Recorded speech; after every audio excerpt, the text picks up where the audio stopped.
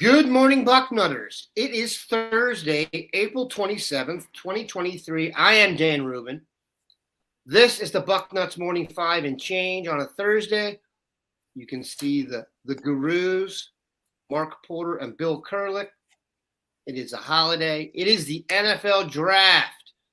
Really the main reason most of the Buckeyes come to Ohio State is for tonight and the next 2 days to secure their professional future as NFL players. One cool thing about covering Ohio State recruiting is most of the guys that come here are the best player in the history of their town and all expect to be here for 3 years and then off to the NFL. And most of them are right, at least a good percentage of them are. So tonight, Ohio State will add several millionaires to its alums, although I think a few of these guys may be touching seven figures already based on NIL, but I digress. Gentlemen, it is the NFL draft, but it is also Transfer Portal Palooza weekend. 3 visitors who Ohio State either has offered or will offer or could offer this weekend. One is Lorenzo Styles Jr. Everyone knows that name. Lorenzo Styles Sr. played at Ohio State, migrated to the suburban Ohio State, Columbus area. Thank you very much. And his eldest son, Lorenzo, went to Notre Dame to play wide receiver. Next son, Sonny Styles, you may have heard of. He is the tall one in the secondary. Lorenzo Styles has opted to transfer out of Notre Dame, change positions, headed to the secondary. We will see if that materializes for Ohio State this weekend. The others, Tywone Malone, we all remember, New Jersey native and the biggest power hitter you've ever seen, went to Mississippi to be a two-way defensive tackle and a baseball player. He has hit the portal. And Josh Simmons, an offensive lineman who's at San Diego State, and the hook there is Justin Fry, offensive line coach. Recruited him when he was at UCLA. So thanks to Chip Kelly for hiring Justin Fry. Bill, bring us up to speed on these dudes. You're going to be the star at the beginning of the show here.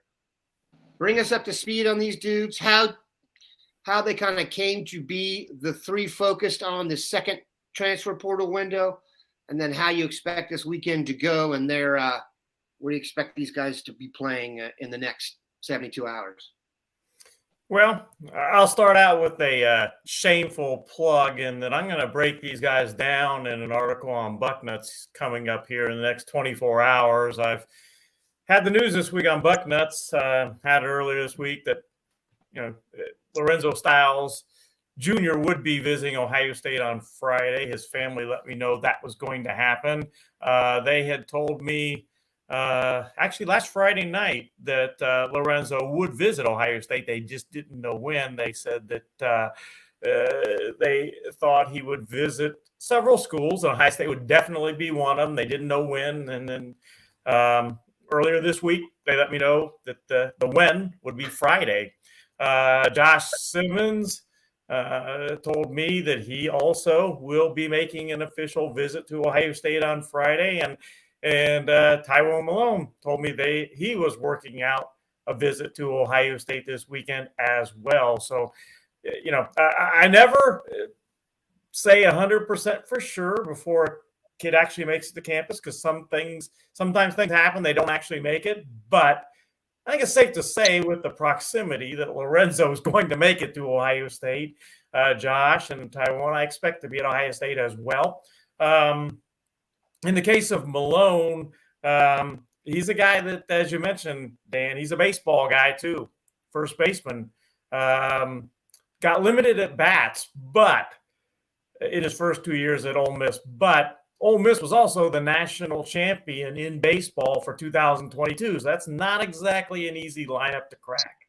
At Ohio State, if he were to be a Buckeye and play both sports, obviously Ohio State is not the defending national champion on the gridiron, or on the diamond, I should say. So, we'll see.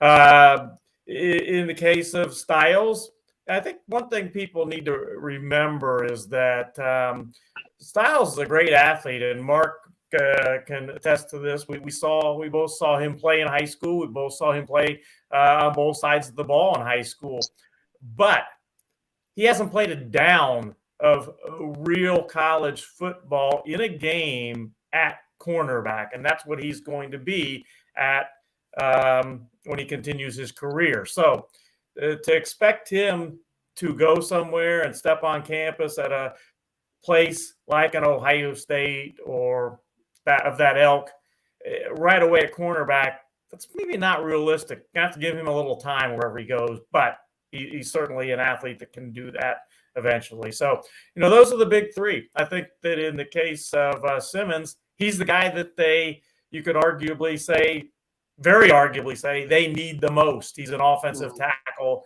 and they've been looking for offensive tackles since the first transfer portal period.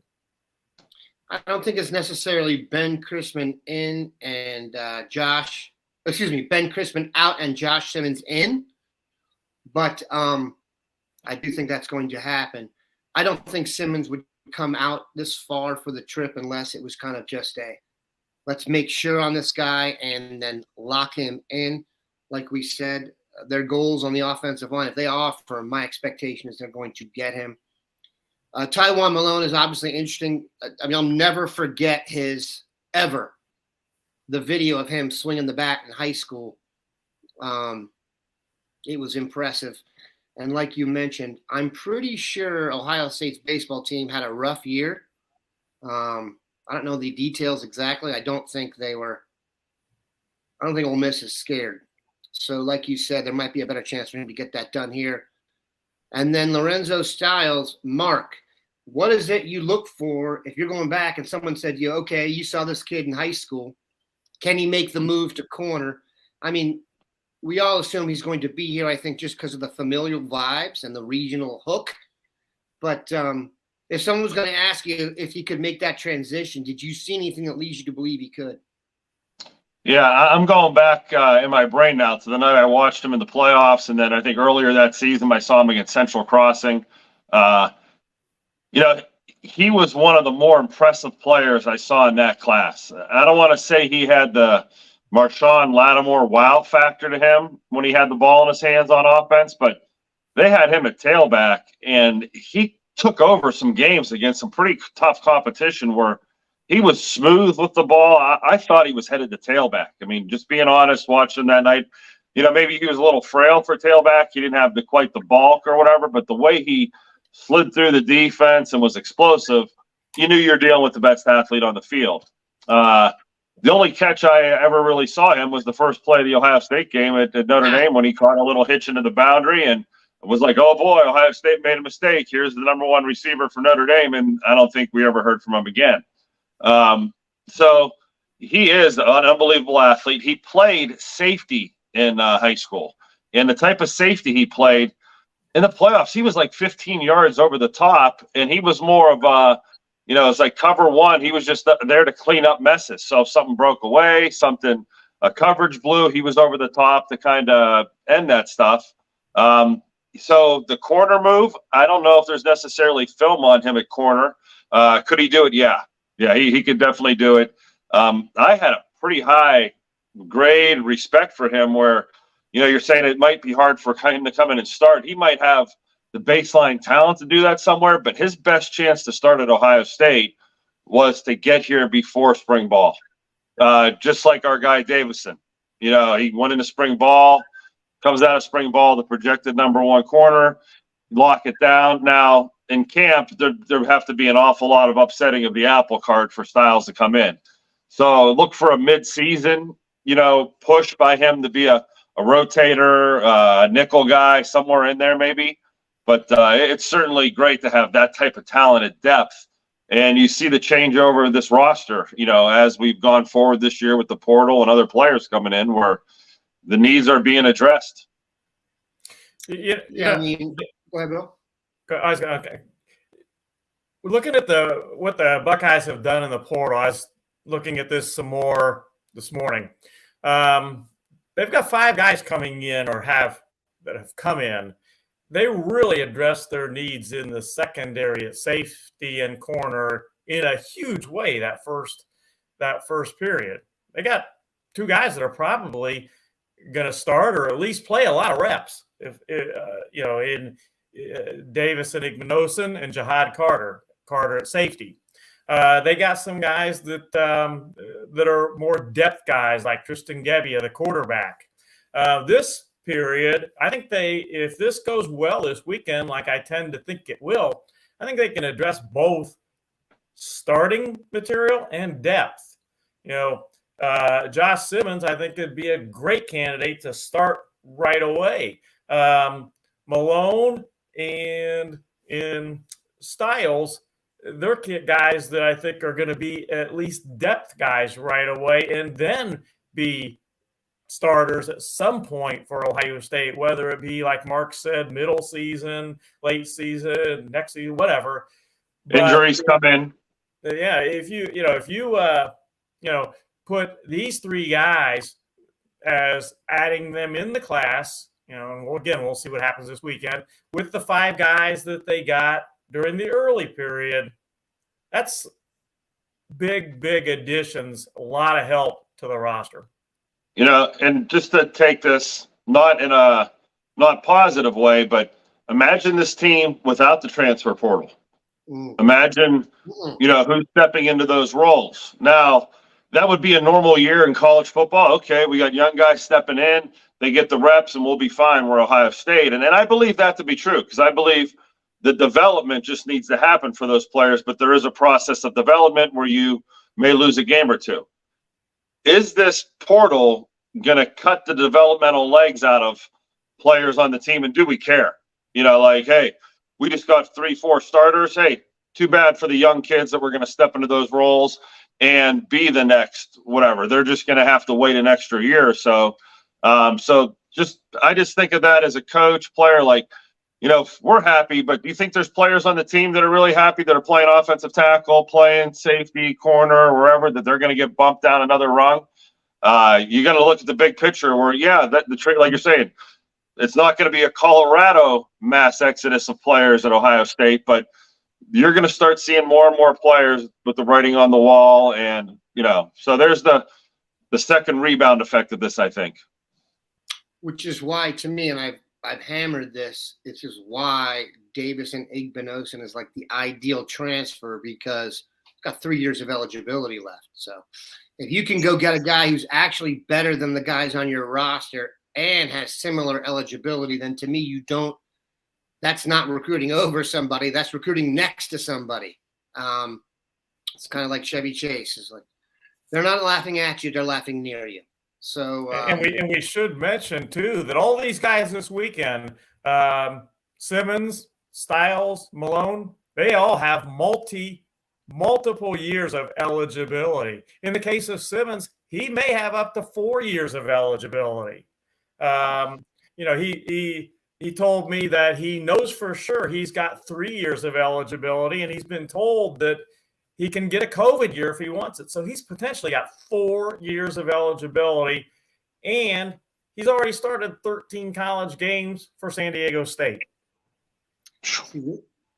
This is why when we discussed the portal and everyone was being so negative that I said, look, eventually the idea that you're Ohio State, everything flows to the top, man. Where would you go? It's not that complicated. So what's going to end up, Ohio State's going to get to pick and choose. I'm telling you, it's good to be a Buckeye. Let's just put it that way. Free agency, here we come. We're there. Yeah, we're definitely there. And by the way, there's a salary cap in the NFL. Before that, go look at who did well in free agency. It was the owners with the most money. So when you can offer the most now, like Ohio State can in terms of opportunity, look at tonight, man. Tonight will not hurt the Buckeyes, okay?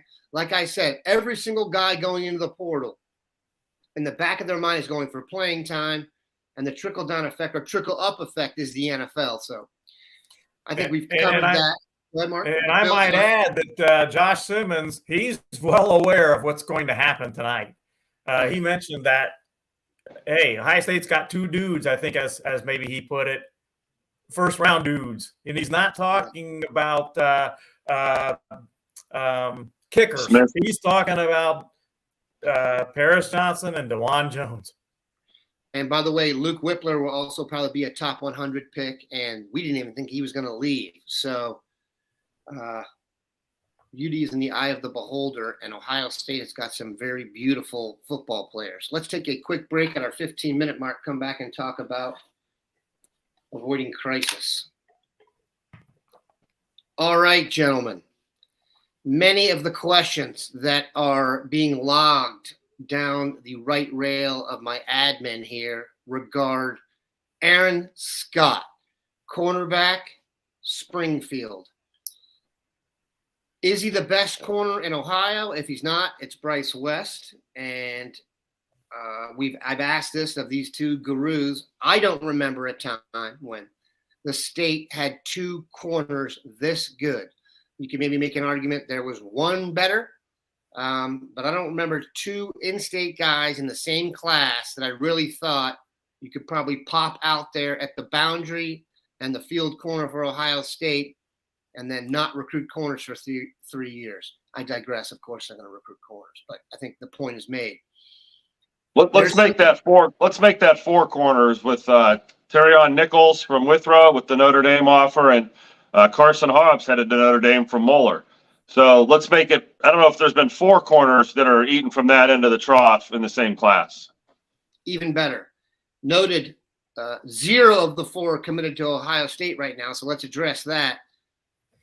Bill, Aaron Scott, I'm sure you've heard the whispers and seen the angst.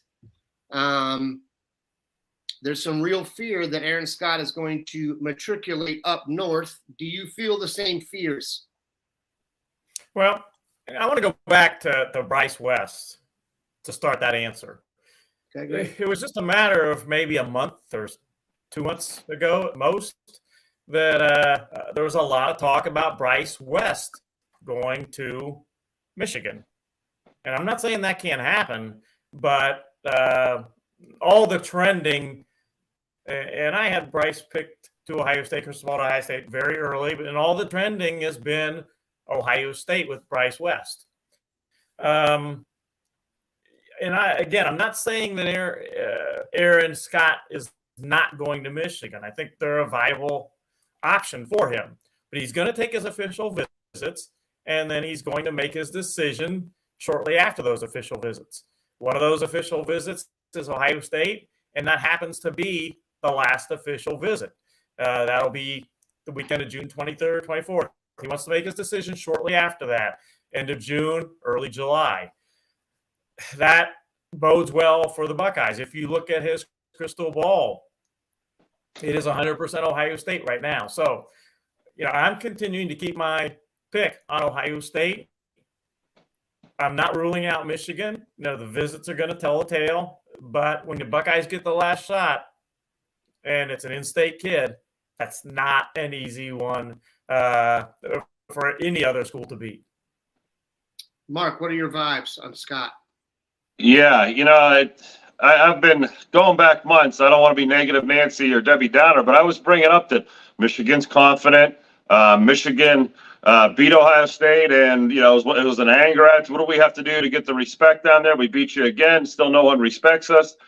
They've been coming hard to Ohio. Harbaugh didn't even let his coaches go into Ohio. They didn't use scouting Ohio, quite frankly, for years because they weren't really taking players. They didn't want to lose to Ohio State repeatedly. Was the kind of thing, but they flipped the switch there and they've attacked. And boy, would Aaron Scott be a shot across the bow? I thought the running back from Moeller was the shot across the bow, but this is a new year for Ryan Day with this Michigan. We haven't seen this feistiness out of Michigan in this. I don't want to say relentless to stay after prospects that Ohio State has offered. I think they know how valuable that is at Michigan to send that message to Ohio State that we're now your equal again, and we're not the whipping boy up north that you just, ragdoll us around for years. And I hate to admit that. It's, not what people want to hear, but Aaron Scott was a lock to Ohio State a couple months ago, and you may lose him. So, but months ago, I was hinting at this. I was, dealing with Michigan and, catching their vibe, as you say, where they weren't not going to full court press Ohio. Their coaches are going to be in those schools, and it's a new day for Ohio State. It's been too long of them being the whipping boy, and it had to turn at some point, whether we like it or not. And hopefully, the sooner we can get it turned back off, the better. Yeah, Jordan Marshall's really in the last 10 years, they wouldn't even have had a chance at a player like Aaron Scott. It wouldn't even have been a conversation. It would have been a laughing thing. But this is a real conversation, which is not fun. Bill, forgive me if I'm wrong. I think Michigan technically has the #1 class in 24/7 sports right now. Is that accurate? Barely over Ohio State, and that's been an interesting situation because it's kind of gone back and forth a little bit recently, and the commitments from both schools, especially the kids from Ohio that are going to Michigan, have kind of been on Twitter, and you get the answering back from the Ohio and the Ohio State kids that are committed. You get the answering back, and you'll see someone from Ohio State, for instance, one of their commitments say, quality over quantity. Michigan has the slightly higher class in the rankings right now, but that's because they have 2 more commitments than Ohio State does right now. It's really close. I still think in the end, Ohio State is going to end up with the better class, but at least for now, Michigan has taken a slight lead. They're #1, and Ohio State is #2. To back up a little more what I was saying, I was at the Michigan camp last summer, and Bill and I, stand at every Ohio State camp. We've seen the red carpet at Ohio State be rolled out for players, whether it's highly touted recruits sitting in the golf cart with Urban or Ryan Day riding around from each field to field, really getting that shoulder rubbing, and they almost don't have to do anything. They get treated like royalty.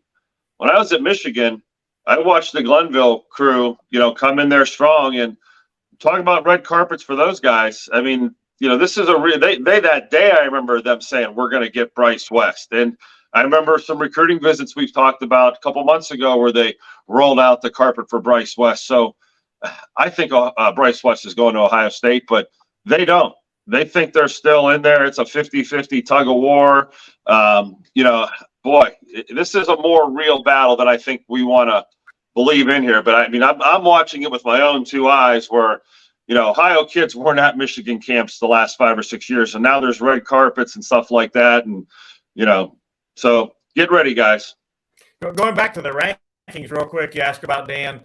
Michigan's #1 with 14 commitments. Their average per commitment is 91.87. Ohio State's #2 with 12 commitments, but their average per commitment is 93.31. So again, that's why the Ohio State commitments are tweeting quality over quantity. But then you got Georgia at #3 with their 11 commitments. They're #3, but their average is the best of all of them at 94.36.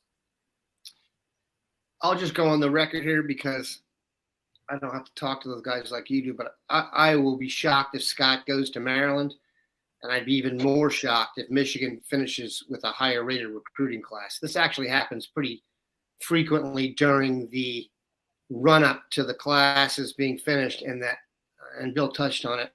The way the class calculator works, there is a quantity versus quality vibe to it before it flattens out. Put it this way, Bill, are you looking at it right now? I'm not. I am. Where's Alabama? Alabama is not in the top 15 right now, and that it's not going to be there. They're #17 right now. That's not. I will bet you Bill's mortgage that Alabama finishes above 17. So let's just take it from there. There's been a question, Bill, about taking 3 running backs in the class. They've got James Peoples and Sam Williams-Dixon already signed up, and there's other guys they're still talking to.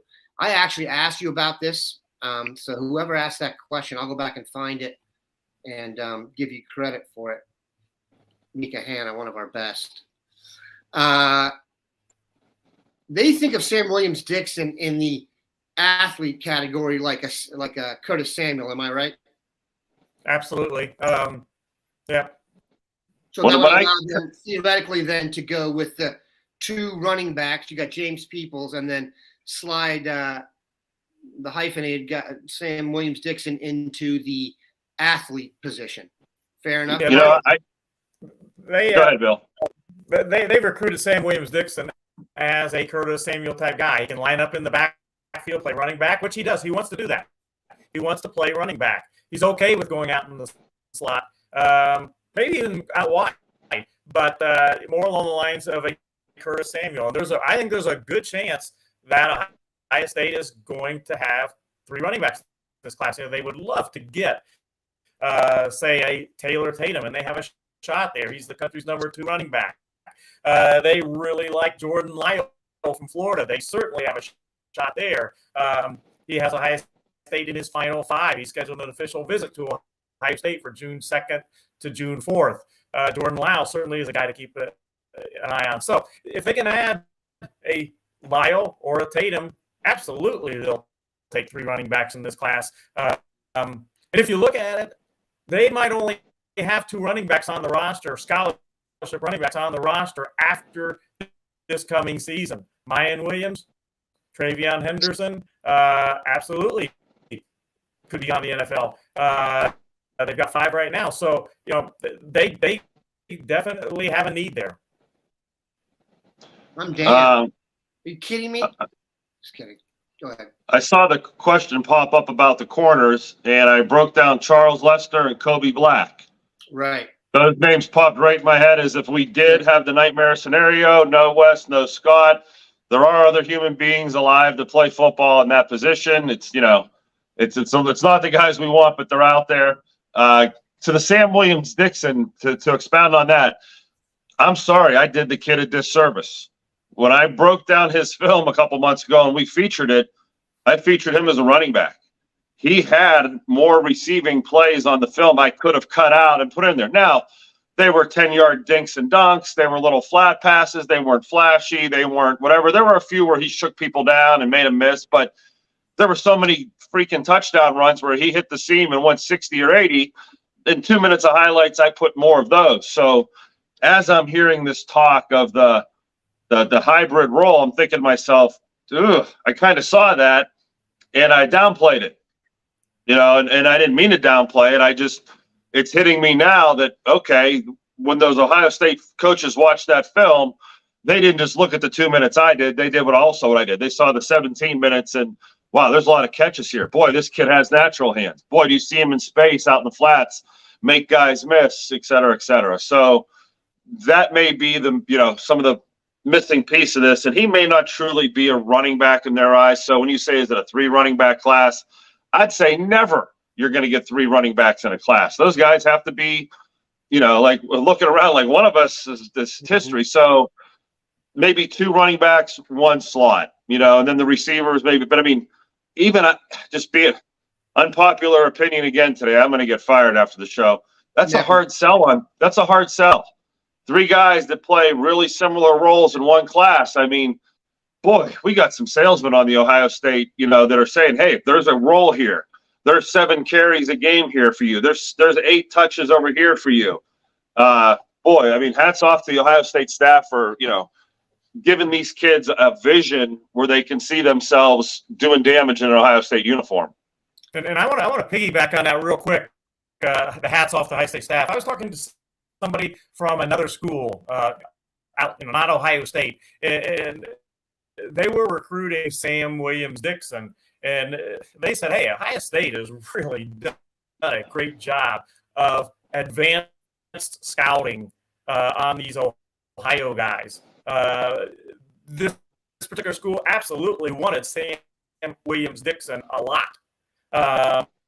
They were really disappointed that Ohio State got in on him so early, pushed for him so early, and got him. They were ultra impressed with him, and just they gave a lot of props to the Ohio State staff for their advanced scouting and figuring out where they wanted Sam Dixon and that they wanted him and where they went for it and got him. Yeah. Darren Dorsey I'm always going to give him a shot because of his first name. We know this. I think you'll be surprised. That's what I'll say to that. I do think they will end up with James Peoples, another running back, and obviously the Ohio. And I also will say this. Like you said about the advanced scouting, any angst there was about Sam Williams-Dixon, I think, will be gone by about week 2 or 3 of the season when he gets to pick north and runs away from people in the big schools like he did the small schools. I think that's pretty much a guarantee. All right, let's get one last question in here. Chris Glover. Actually, let's do 2, and I'll come back to Chris Glover.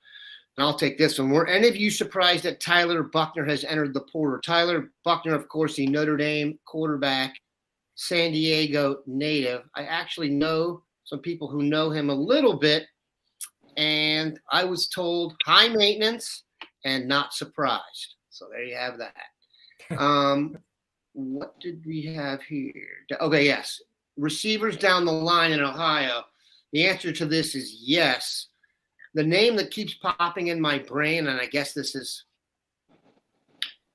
within good reason, is Chris Henry's son in the Cincinnati area, who's transferred schools. I can't remember where he's at now. He's living with Pac-Man. Withrow. Correct. My bad. He wasn't at Withrow. He was at a Claremont. West Claremont. Is that a school? Yep. West Claremont. Here. Not Withrow, and I think that's probably, Withrow is certainly a well-known name on the football scene.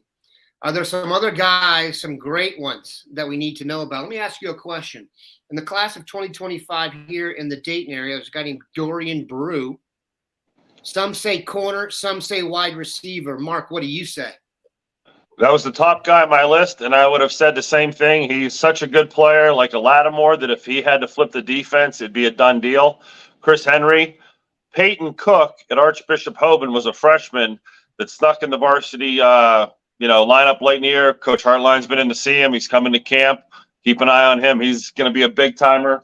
And Sam, my guy Sam on the same, Sam Greer. That's a couple good freshmen to build around for the next few years. And they have another freshman there, Ace Brown, who's a freshman for Hoban. I mean, they're loaded. That's what Hoban is. Football and basketball. Wow. Tion Hunter's a receiver over at Hubert Heights Wayne, and Preston Bowman over at Pickerington North. There's another young receiver. So there's a handful of guys coming up through when you're talking young receivers. Obviously 2024, we've gone out of state, and the Ohio guys probably won't factor in unless Sam Williams-Dixon is the de facto, receiver from Ohio in this class. Yeah, that's a good point, Mark. When Ohio State is making its recruiting list for wide receiver, they're literally going after the best prep prospects on the earth. If there's one playing exchange ball in Switzerland, they'll get them. I mean, that's where you're at. I'm serious. You're at if you guys listen to these draft shows, and I'm a geek, but every draft person on earth has a podcast now. Don't worry. Just search. There's a trillion. They will all, and they'll ask, is there any position that the NFL people look at? The low-hanging fruit is to say the Ohio State wide receiver. Then you get someone saying, the Iowa tight ends. But the first thing that comes up as a group of greatness is the Ohio State wide receivers, which is a perfect place to leave it. Keep it locked in. Hold on. Dan just broke the hearts of 1,400 receivers that are playing high school football in Ohio right now. There's 700 teams, and there's 1,400 receivers, 2,100 receivers if you include the slot. If they're listening to this podcast, they're in tears hearing what Jan just laid down because, Dan, that is the truth. When you're talking about, and I don't want to extend this podcast, but, boy, the receivers at Ohio State in recent years, you have to be an absolute specimen with parents that are specimens, with ancestors that are specimens. I mean, it's really been a great run. So, I know there's a little humor there, but boy, there's some truth to 2,100 receivers just putting their heads down right now. I mean, they're going to doesn't matter what you guys do. The game's already been played. I mean, they had if you look at the guys they're looking at now, it's just a bevy of 5 stars. So we appreciate, like I said, make sure you have yourself locked into Bucknuts tonight. We'll have tons of coverage on all the guys that get drafted. And you're not going to have much time once the draft starts. I know they've gone from 15 minutes between picks to 10 minutes, but there's rumors now that Ohio State could go 2-3, 2-3, 11, and then who knows after that. And then, of course, the second day and third day will be replete with Buckeyes as well. And like Bill told you, this is going to be a big transfer weekend. I would be surprised if they don't emerge with 3 transfer commitments. That should tease you up nice. Have a good one, Bucknutters.